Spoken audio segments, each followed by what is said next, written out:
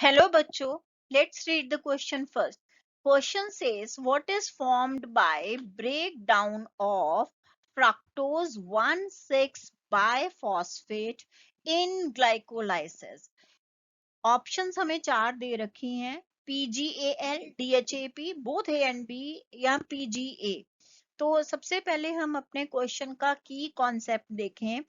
तो यहाँ पे क्योंकि हमें जो केमिकल दिया है, कंपाउंड दिया है, वो ग्लाइकोलाइसिस के दौरान बन रहा है, तो हमारा जो की कॉन्सेप्ट है वो है ग्लाइकोलाइसिस.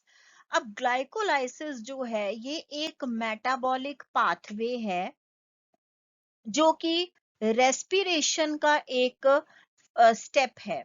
जो रेस्पिरेशन, सेलुलर रेस्पिरेशन जो कि हर सेल में होती है for production of energy, energy release करने के लिए. तो यहाँ पे ये सेलुलर रेस्पिरेशन जो है वो दो तरह की होती है. एक होती है एरोबिक रेस्पिरेशन जहाँ पे कि ऑक्सीजन जो है वो प्रेजेंट होती है, और दूसरी होती है एनेरोबिक ऑक्सीजन रेस्पिरेशन जिसमें कि ऑक्सीजन एब्सेंट होती है.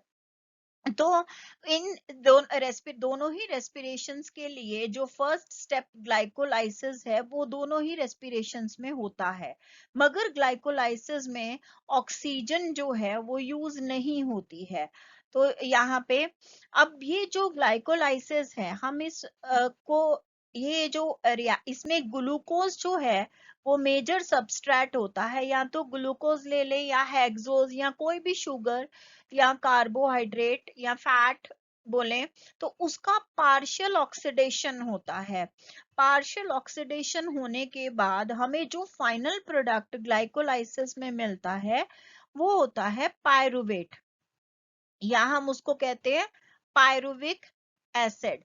तो ये पायरुविक एसिड या पायरुवेट के दो मॉलिक्यूल्स बनते हैं.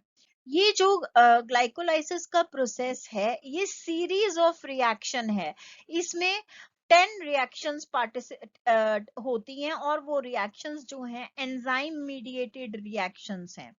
तो यहाँ पे हमारे पास जो क्वेश्चन में जो फ्रक्टोज 1,6 बाइफॉस्फेट की बात की गई है, तो जो ये कंपाउंड फ्रक्टोज 1,6 बाइफॉस्फेट जो है ये स्प्लिट होता है दो कंपाउंड्स में. तो यहाँ पे जब ये स्प्लिट होगा ये 2 to 3 कार्बन कंपाउंड्स में स्प्लिट हो जाएगा. तो यहाँ पे जो कार्बन कंपाउंड बनेंगे उनमें 2 या 3 जो हैं वो कार्बन एटम्स होंगे. तो यहाँ पे जो एक कंपाउंड है वो होगा DHAP, जिसको हम बोलते हैं डाई हाइड्रोक्सी, A से एसीटोन और P से फॉस्फेट. तो जो एक प्रोडक्ट यहाँ पे बना वो बना डाईहाइड्रोक्सी एसीटोन फॉस्फेट, और जो सेकंड प्रोडक्ट हमारा यहाँ पे बन रहा है वो है PGAL. और ये जो PGAL है इसको हम कहते हैं 3-फॉस्फो ग्लिसरेल्डिहाइड. 3-फॉस्फो ग्लिसरेल्डिहाइड हमारा सेकंड प्रोडक्ट होगा. तो यहाँ पे हमारे पास जो ऑप्शन हमारी सी है जिसमें कि बोथ A एंड B, ये हमारा जो है वो करेक्ट आंसर है. I hope you understood it well. Best of luck.